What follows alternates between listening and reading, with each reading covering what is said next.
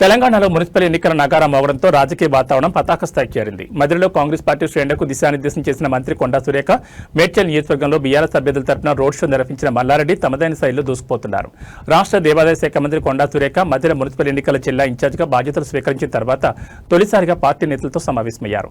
ఈ సందర్భంగా మాట్లాడుతూ మధ్యలోని 22 వార్డులను గెలిపించి ఉప ముఖ్యమంత్రి బట్టి విక్రమార్కే బహుమతిగా అందించాలని కార్యకర్తలకు పిలుపునిచ్చారు. పార్టీలో గ్రూపులకు తావులేదని, క్రమశిక్షణ తప్పితే చర్యలు తప్పవని హెచ్చరించారు. నామినేషన్ వేసిన వారిలో గెలిచే అవకాశం ఉన్న వారికే బీఫామ్ ఇస్తామని స్పష్టం చేశారు.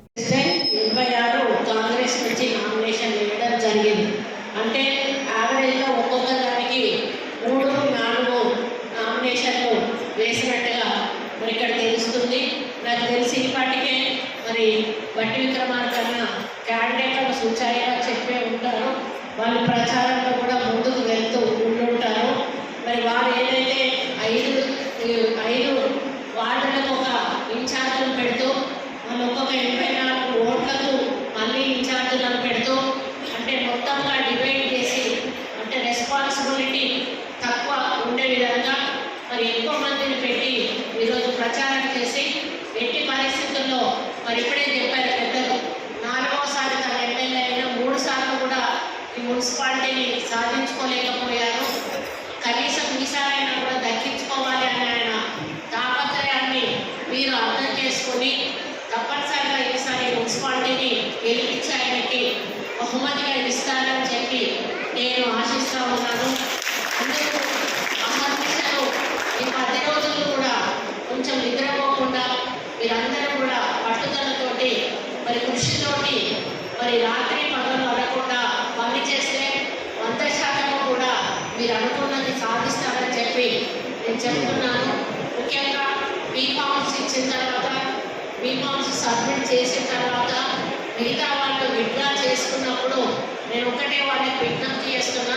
విత్డ్రా చేసుకున్న వాళ్ళు దయచేసి నిరుత్సాహపడి ఇళ్లలో కూర్చోవడము, కనబడకుండా వేరే ఊరికి వెళ్ళిపోవడము ఇటువంటివి చేయడం వల్ల కూడా ప్రజల్లో కొంత తప్పుడు సంకేతం వెళ్తుంది. కాబట్టి విత్డ్రా చేసుకున్న క్యాండిడేట్స్ ఏ వార్డుకు సంబంధించిన వాళ్ళు ఆ వార్డు ఎవరైతే బీఫామ్ తీసుకొని పోటీలో ఉన్నారో వాళ్ళ వెంట మీరు ప్రచారంలో తిరిగినప్పుడు ఆ ప్రభావం తప్పకుండా ఆ గెలుపు మీద ఉంటుంది అనే విషయాన్ని మీరు దయచేసి గుర్తుంచుకోవాలని చెప్పి ఈ సందర్భంగా నేను గుర్తు చేస్తూ ఉన్నాను. కాబట్టి నేనే మీకు ఎక్కువ చెప్పాల్సిన అవసరం లేదు. మీరందరూ కూడా సీనియర్ నాయకులే ఎన్నో ఎలక్షన్లు చూసుంటారు.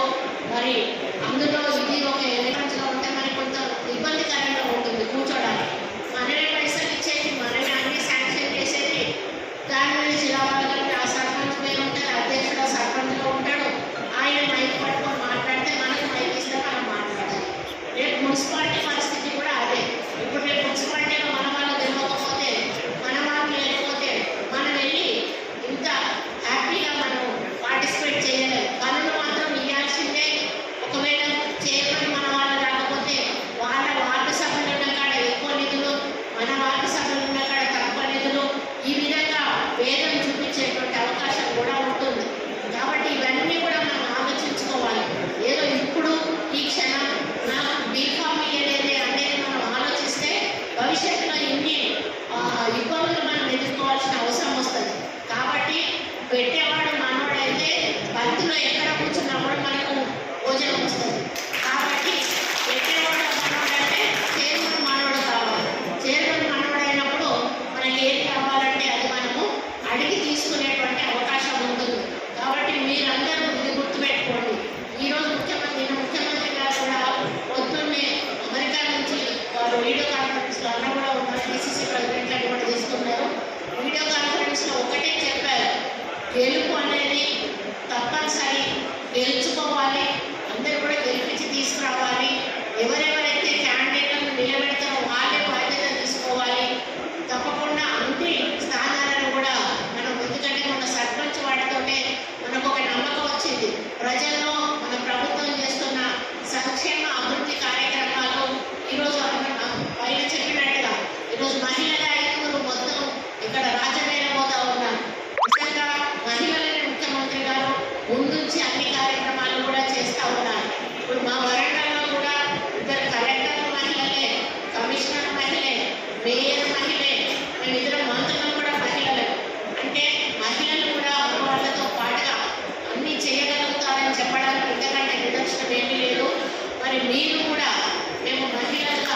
మరి చైర్మన్ అయినప్పుడు మీ యొక్క సత్తా చూపించే అవకాశం కూడా ఉంటుంది.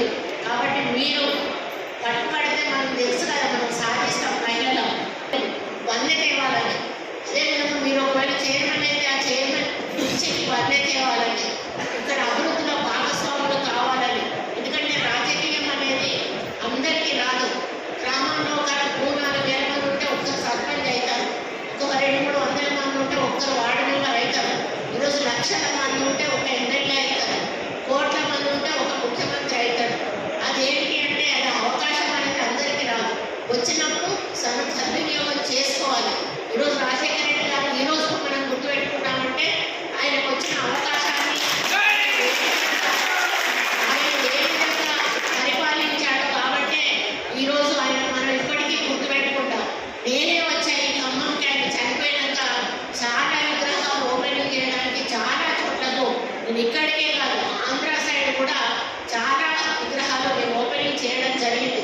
ఒక విలేజ్లో అయితే ప్రగడ వాళ్ళు మీరు వస్తే కానీ ఓపెన్ చేయమని 5-6 సంవత్సరాల తర్వాత నన్నే తీసుకెళ్ళి నాతో ఓపెనింగ్ చేయించారు. ఆ విధంగా కమిట్మెంట్ అనేది రాజకీయాల్లో గతంలో ఉండేది, కానీ ఇప్పుడు అతనికి వాల్యూస్ లేవు. మన పార్టీ కాలంలో ఉన్నాం కాబట్టి మనకు తినే అవకాశం ఉంది. అది మన విస్తరణకు రావాలంటే మధ్యలో ఇవన్నీ ఉన్నాయి కదా, మున్సిపాలిటీలు ఉన్నాయి, సర్పంచ్లు ఉన్నాయి, ఇవన్నీ ఉన్నాయి. అవి దాటి మన దగ్గరికి రావాలి అంటే మనం గెలవాలి. మనం గెలిచినప్పుడే మన నోటి దాకా ఆ ఫలాలు వస్తాయి. కాబట్టి ఇవన్నీ కూడా మీరు ఆలోచించి, మన ముఖ్యమంత్రి గారు ఎంత తపన పడుతున్నారో, బట్టి విక్రమార్కన్న అసర్వేషన్లు కూడా మరి ఆయన ఆఫీస్లో బిజీలో ఉన్న మీకు అందుబాటులో ఉన్నా